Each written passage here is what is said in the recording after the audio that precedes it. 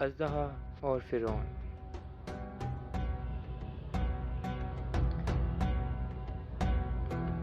اللہ تعالیٰ کی طرف سے جب حضرت موسیٰ علیہ السلام نبوت کے مرتبہ سے سرفراز ہونے کے بعد دین حق کی تبلیغ کے سلسلے میں فرعون کے پاس پہنچے تو آپ نے فرعون سے بانگ دہل فرمایا، اے فرعون، میں اللہ تعالیٰ کا نبی ہوں اور حق و سچ کی دعوت دیتا ہوں،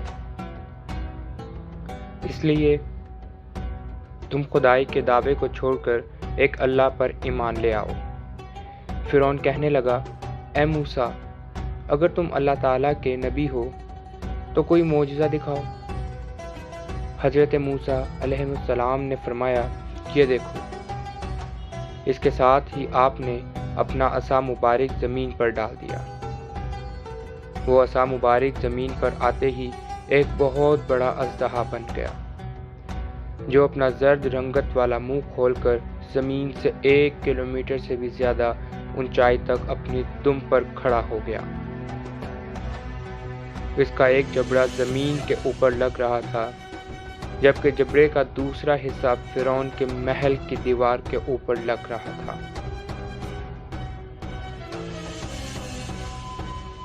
ابھی اژدہے نے حرکت کی اور اس کا رخ فرعون کی طرف ہو گیا۔ فرعون نے یہ منظر دیکھا تو وہ بہت دہشت زدہ ہو کر اپنے تخت سے کود کر بھاگ اٹھا۔ اژدہے کا رخ فرعون کی طرف تھا۔ فرعون لگاتار بھاگتا ہوا لوگوں میں گھس گیا۔